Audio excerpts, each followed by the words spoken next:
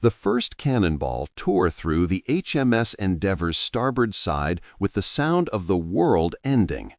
For Alastair Finch, it was a personal insult.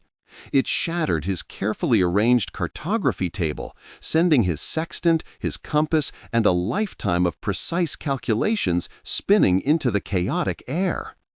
Alastair was a man of lines and logic, of latitudes and longitudes etched in ink. This violence was an irrational, messy equation he had no hope of solving. He clung to a splintered mast as the world devolved into a symphony of screams, smoke, and the acrid tang of gunpowder. When the British colors were struck, it felt less like a surrender and more like the universe admitting a catastrophic error. The pirates swarmed the deck, a riot of scarred flesh, gleaming cutlasses, and wild eyes. They sorted the surviving crew with brutal efficiency.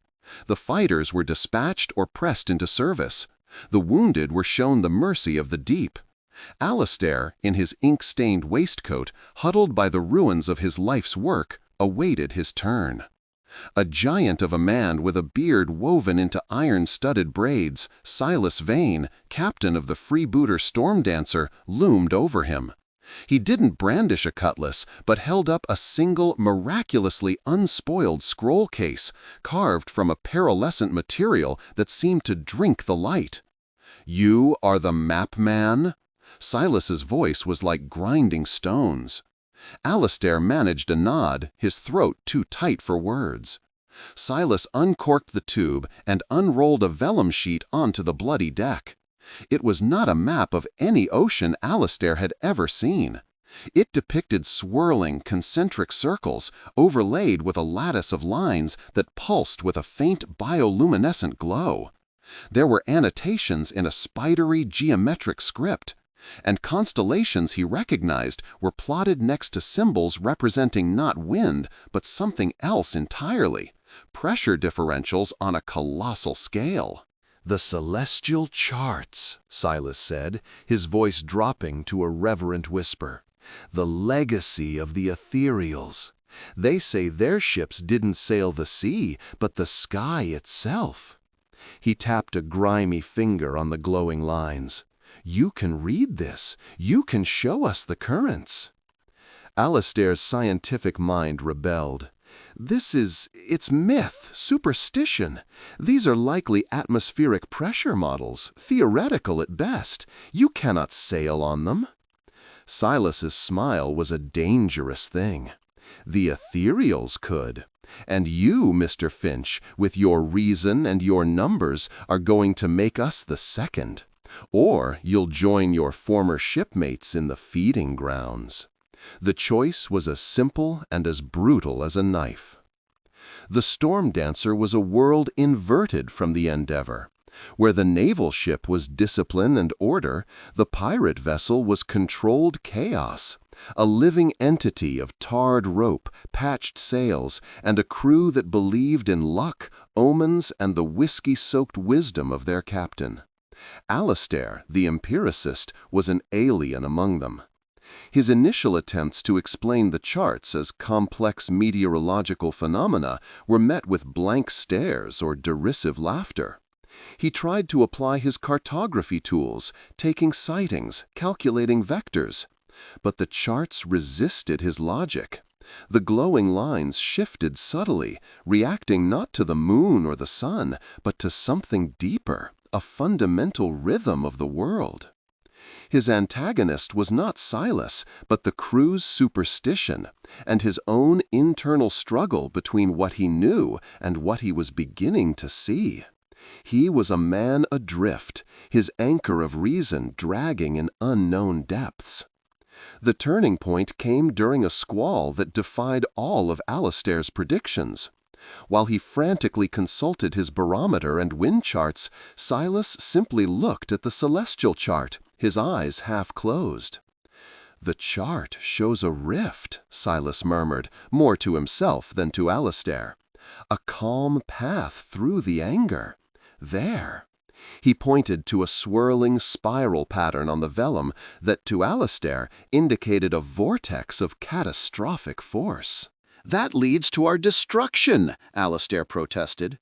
"Or around it," Silas countered. "You read the lines, cartographer. I read the space between them."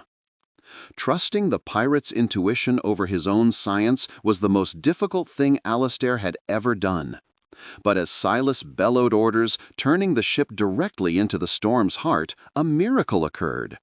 The storm dancer sliced into a corridor of preternatural calm, the walls of the storm raging on either side like furious gray mountains.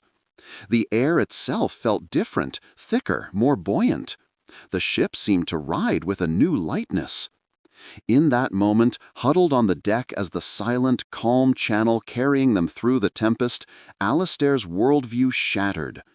It wasn't magic, he reasoned feverishly, nor was it his own rigid science. It was a different kind of knowledge, intuitive and holistic.